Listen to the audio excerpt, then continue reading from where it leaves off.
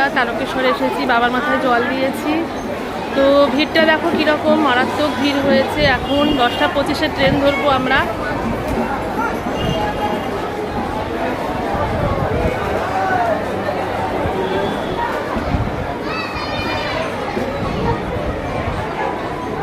তো দেখতেই পাচ্ছ কীরকম মারাত্মক ভিড় হয়েছে। জানি না ট্রেনে উঠতে পারবো কি না, তবে মন্দিরে কিন্তু খুব একটা বেশি ভিড় ছিল না।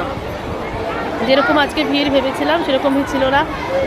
আর দুঃখের কথা, বাবার মাথায় জল ঢালতে পারিনি, ওই চোঙে জল ঢালতে হয়েছে। তোকে ভালো লাগছে দেখতে? তুই এইটা পরে ঘরে যাবি, দেখবি সৌরভ কি বলবে।